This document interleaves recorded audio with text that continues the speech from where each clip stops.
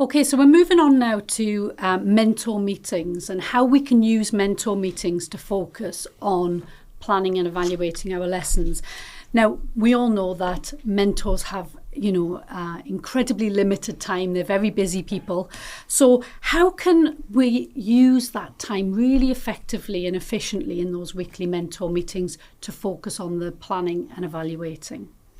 Yeah, if you think about sort of the plan, teach, evaluate sort of cycle, depends where you are in that time the student teacher's been with you. But focusing on the evaluation is probably a good place to start with the mentor meetings, and looking back, looking through the blue book, looking through, they may have taught 6, 7, 8, 9 lessons, and looking for all of the common themes, where are the areas of strength, but perhaps more importantly, where are the areas of development that they've been highlighted. And maybe focusing on 2 or 3 of those key areas to then think about as they look forward to their planning for the week ahead, incorporating those in the plans in some way.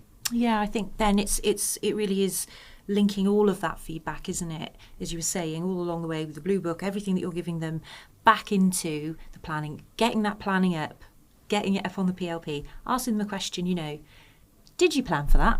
How did you plan for that? I see that this is a recurring theme here. We've talked about questioning quite a bit. We've talked about how did you plan for that? And it might be that they haven't. It might be that they say, well, I didn't. And maybe they didn't realise they had to.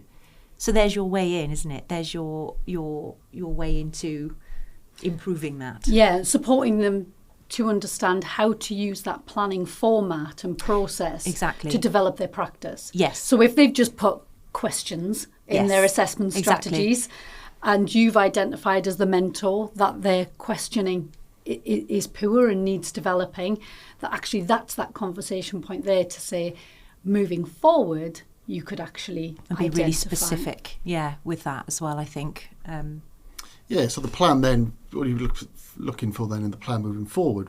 So for next week, we're going to plan different types of questioning. So for example, we might try some no hands up questioning, some cold call questioning as part of that. So specific targets then as part of the plan moving forward. Fab. And I think we quite often in those mentor meetings, we can often focus on the teaching part, can't we? We can often focus our feedback on the what went well or what could be better in terms of the delivery, but making sure that we bring those conversations back to what goes in at the planning stage and what goes in at the evaluation stage. The other thing I think is quite interesting is when we're identifying ways in which the student teacher could improve their practice, their delivery, their planning. Had they identified that themselves on their lesson plans? Have they written about that in their evaluations? Did they realise that was an area for development? So it's using all of those tools to further develop the practice. And there are also existing support materials for mentors out there beyond this conversation.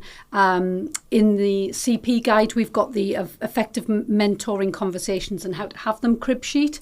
It's a really useful resource for mentors to frame some of those conversations.